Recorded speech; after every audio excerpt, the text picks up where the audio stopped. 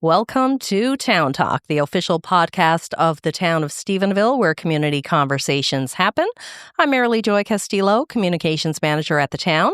This podcast takes place in the chamber of Town Hall, where we share updates, ideas, and information about what's happening in our community.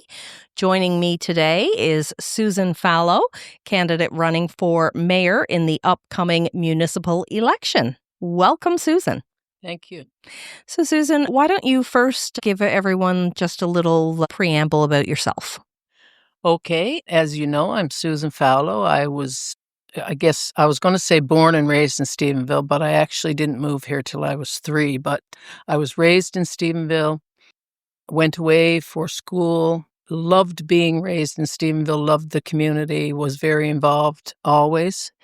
And when I finished school, I had an opportunity to come back to work in Stephenville, and I grabbed that opportunity, and I've been here ever since. I've raised my family here. My grandkids come here to visit, and my education, I guess, or my history as well, is in post-secondary education mostly, although I started in high school teaching and I'm back doing some subbing now in different levels from kindergarten to high school, which is a lot of fun. But the majority of my career was spent in adult education, working with most often vulnerable populations. I started out in special services. I moved into a community studies or community leadership development program as an instructor and worked with students, I guess, on how to work with people who needed help and how to develop strong communities. So that kind of combination of skills, I guess, is what brought me to an interest in the municipal politics. Excellent.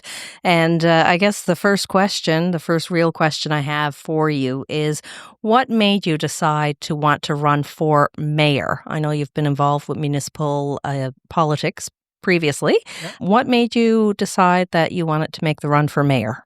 Well, I think the stars kind of aligned back in 2016 when I was successful in becoming a council member and became the deputy mayor. My family was pretty well raised. I had one child left finishing up high school, and then she would go off to university and I would retire midway through. So I've been retired since 2019, and so I have the time. And my experience on council, despite what some people think, because they tend to only see the more malicious comments on Facebook, there's a lot of really, really positive experience on council in so many ways. I thoroughly enjoyed my experience on council as deputy mayor, but what I discovered very early on is that I didn't know much about municipal politics, and it was going to take some time to learn it. And what I thought I knew sometimes wasn't even correct. And so at the end of the first term, I felt confident that I was able to contribute more. And so I ran and was deputy mayor for a second term. And when our mayor announced, I guess, that he was not going to run for re-election, I felt that I was ready to step up and lead. And so I decided that I would offer myself as mayor. What do you think, if you're elected, some of your priorities are for the town? I guess I'm kind of I look at things from a community development perspective. And again, that's my educational background. And communities only grow when we develop all parts of our community, all of our resources. And our resources can be anything from business and economic resources to our human capital, right? And so as much as we think about, we need to get something here, we need to get industry here, we need to get businesses here for money to come in to form the tax base and so on, I think it's also important to recognize that if we don't help the people in the community become the best versions of themselves, I guess they can, then we can't provide a really healthy workforce for those kind of economic boom times. And so for me, it's really important that nobody is left behind as we create a strategic plan and as we follow the plan that we've developed. And so for me, that means that we know people are unhoused here, and we know they're unhoused across Canada, and we know that's become a crisis, and Stephenville is no different. But I think the housing crisis is one that we need to continue to look at as a major priority. And no, I was just going to say, actually, that is one of the questions that I was going to move into. So if you'd like to, because I was interested to see what your thoughts were on addressing housing availability and affordability here in Stephenville. So if you'd like to touch on that. Sure. Well, I think we've made a fantastic start. And when I say that, one of the things that people who know me will know is that I'm very much about a collaborative approach. I'm very much about a grassroots approach. And I guess in some ways, I'm not very political, which is sometimes is a good thing. But for me, it's all about recognizing who the experts are. And the experts aren't always the people with the highest education who've read the books and written the policies, but in fact, often the experts are the people who have the lived experience, right? And so we, as a town, developed a facilitated kind of process and had a day where we asked people to come in and really talk about what they needed in terms of housing and other things. And from there, I think we got a much better picture of the fact of what we suspected anyway. But I think it was easy to recognize that we need more housing and we need more mixed development housing in this area. We have people who have low incomes, who are struggling to find affordable housing. We have seniors on fixed incomes as well who are struggling. We have people who are professionals on pensions who are struggling to find suitable housing. We have people with disabilities and so on. So what we're looking at is part of a plan to see the development of mixed housing development where we will be able to try to provide housing for all different groups of people and, looking to contractors to see what they might be able to provide, what their needs might be. And mostly as well, we've been looking to government programs and funding to see what funding is out there, both for us, but also to keep our contractors and so on updated on what they might avail of. Perfect. Thank you. And I guess if you are elected, what are some of the things that you would like to see happen here in Stephenville over the next 4 years during your term as mayor?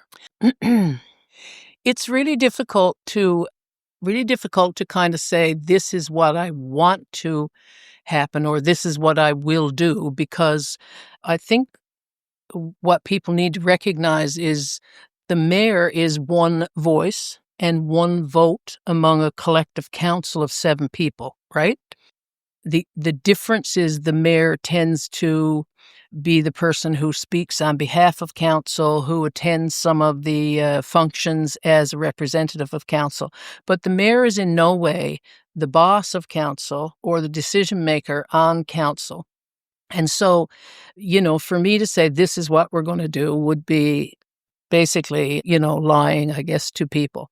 What I would like to see the continuation of a strategic plan that we've put in place. You'll hear me say plan a lot because I think if you don't know where you're going, then you have no idea how close you are or when you get there or where you get there. And so I'm a huge proponent of strategic plans so that anybody who comes to Stephenville can say what's going to happen in the next few years, and we can show them exactly what we're working towards. And as people come into town and ask to set up business or to set up something, we can show them again, here's where we're headed. Does this fit with what you see? And are there ways in which you can even contribute on a civic level, to see things happen. We've grown our recreation department, which I think is critical. We've got an aging population. We all know that as we age, it becomes more and more important to stay well. And staying well is often about having access to things that allow us to improve both our physical and our mental health. And so I'm a huge supporter of recreation and wellness. I'm a fan of the European way of living, and I often jokingly say to our recreation and wellness manager, we need to become more European. And what I mean by that is I'd love to see more walking trails, more bike trails, more movement towards getting people out and moving, access to bikes, continued development of our lending library, all those things.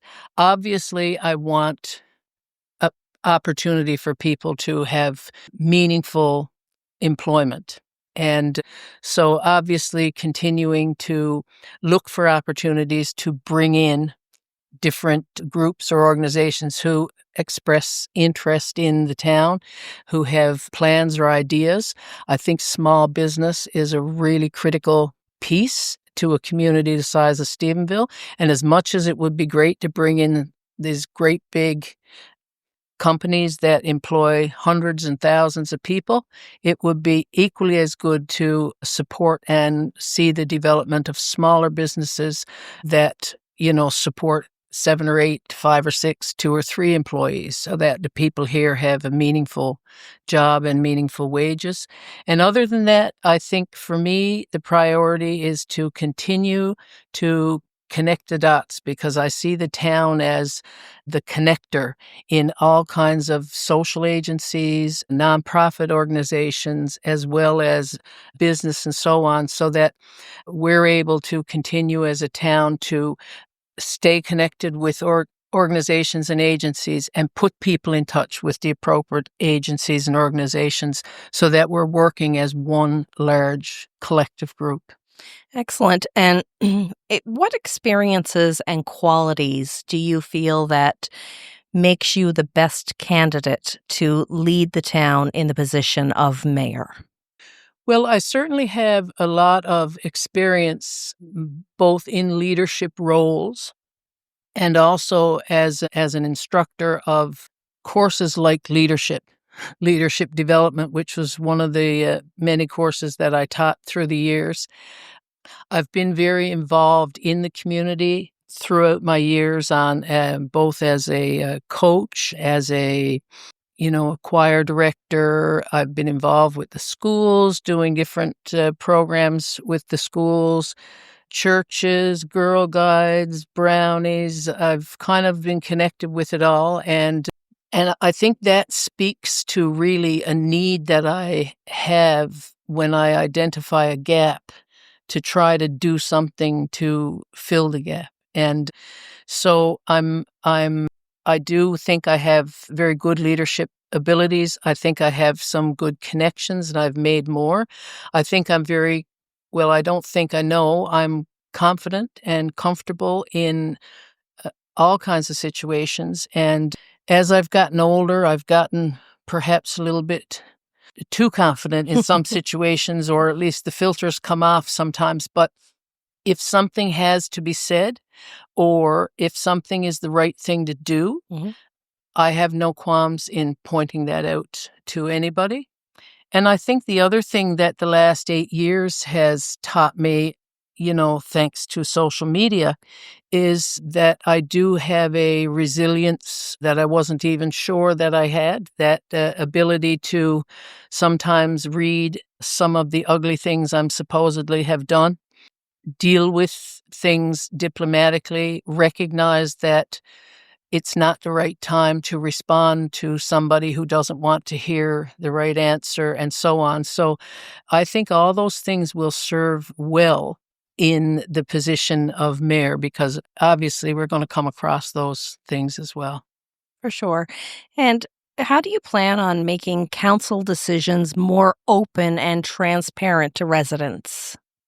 Well, I think we have certainly tried to become open and transparent. We obviously have certain guidelines that we have to follow that keep us open and transparent in terms of keeping our meetings public and so on. So we're answering to a number of people, but you probably know for sure that communication to me is most critical in any organization of this size. And I think a communication via podcasts, communication via a website that's kept up to date and so on, by using the different forms of social media, email, those kinds of things.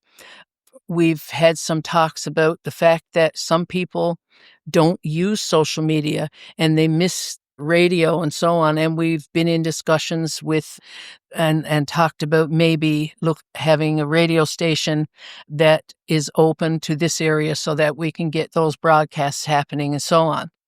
And the other piece for me around communication that I think is really critical is I would like to see us have a weekly something that's a did you know?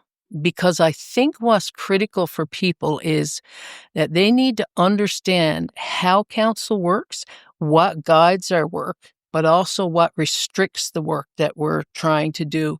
And that is an understanding of who we are, what we can do and what we can't do. So I would like to see a kind of a teaching component where each week we picked something and said, did you know that in order for a decision to be made, this has to happen? Or did you know that there's a policy that although we would like to do this, we're unable to do it because of this? So that people, before they jump to conclusions like you don't want to do it or you didn't try, they recognize that sometimes we are restricted or held by policies that are municipal, sometimes they're provincial, sometimes they're federal. And sometimes they're policies that, we've decided, but I think people need to know those and understand those so that they can think through some of the discussions that they're having with their friends and their family and even with the town.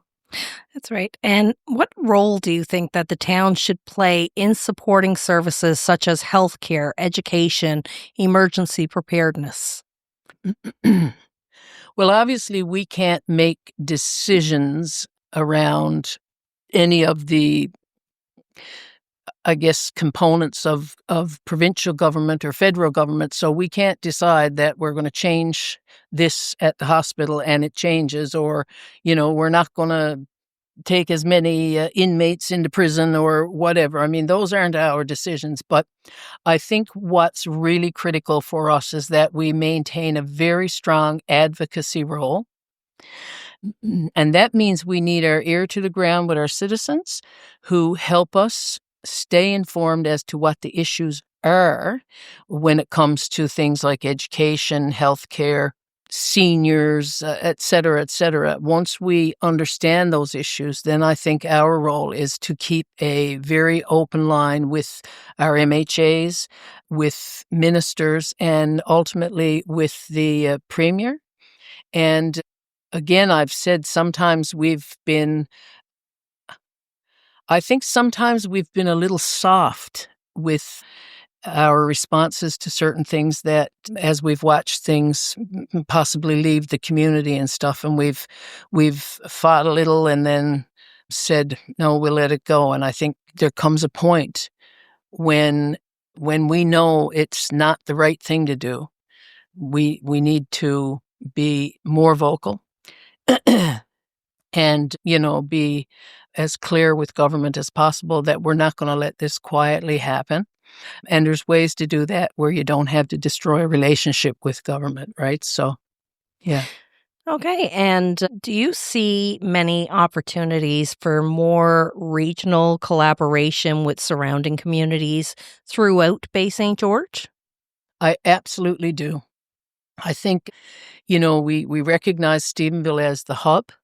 And in recognizing that, we also have to recognize that if communities around us don't grow, then we don't grow either, and vice versa. And so I think we provide support to each other now, and we try to work together, but I think there's also a lot more that we could do together. If we look at some of the projects that are on the horizon, they're not all going to come to Stephenville. We look at things even like Atlas Salt, for example. I mean, if that starts to happen out in St. George's, then that's fabulous for Stephenville. And it's fabulous for St. George's, and it's fabulous for Stephenville Crossing, and so on. So I think it's really critical for us to recognize that as rural communities become smaller and smaller, and that's the reality, that's the statistic. It's not Susan saying it unfairly.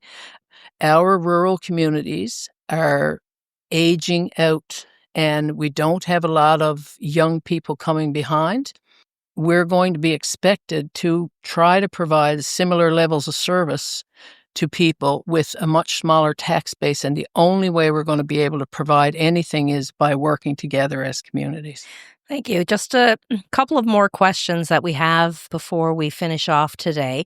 I'd like to hear maybe some of your plans for community and economic development and other municipal infrastructure. Okay. Again, my plans are probably not my plans. They're more about me being familiar with the direction we're going as a town. And I guess to go back to what made you decide to run for mayor, I feel like we're moving in the right direction. I like the direction we're moving. I think it's an inclusive and accessible direction. And so I want to see that stuff continue. That means that we continue to upgrade our infrastructure through different programs, as we've been doing. That certain roads get done every summer, and we put in where we can for municipal funding to upgrade different roads. And we've employed an asset mapping kind of approach. We know where the oldest infrastructure is, and so we're trying to strategically replace things based on age and so on. And so that will continue. There are certain areas where we have aging infrastructure at intersections and so on, where we may be considering other ways to look at intersections, like roundabouts, which some people want to hear and others don't. But roundabouts can be as simple or as complicated as the size of your community. So here, I don't think they would be as complicated as some people fear. Our treatment plant is second to none. We are continuing to monitor our water systems, our sewer systems, our treatment systems, all of those things. And I think we are also very cognizant of staying as green as we can and using environmentally friendly techniques and so on. I want to keep moving in that direction, continue with green spaces and wellness spaces. And what else? Well, that's also from the community side of thing, and I've already said that, is to really stay connected with our community agencies and organizations. We have a lot of nonprofit organizations in this town who do tremendous work, who I guess never get the accolades that they really deserve in terms of the work they're doing. And some of them do grassroots work so well that other people don't even know that it exists, because it's just something we've gotten used to seeing. But I think that work has to continue, and we have to continue to support that. I'm a very big proponent of the development of a community food center, which is a bit bigger than the concept of a community food bank. But I've been pushing that forward, and I'm hoping that that will continue to be something that stays on the agenda until a group is able to pick it up and go with it. And I think that will provide tremendous support for people. I want to see the development of our green spaces in terms of more trees planted, but trees that are perhaps fruit bearing, those kinds of things, so that we move towards more healthy, both physically and mentally, healthy, sustainable community that people hear about and they want to come and live here. Excellent. And I guess finally, what message would you like to share directly with the people of Stephenville about why they should vote for you as mayor? Well, I certainly am asking for the support of the citizens of Stephenville. As I said before, I'm from here. I was raised here. I raised my family here. I've probably coached your children, taught your children. I've probably coached children. I've probably coached your parents. I've been involved and through theater and all kinds of things. I'm very, very passionate about the community. I feel like I have the knowledge, and I'd be remiss if I didn't add the gender piece. And I think that's really important too, that women bring a different approach and a different view to the table. And if we look at our candidates for mayor and our candidates for council, there's one female in each. No, two for council and one for mayor.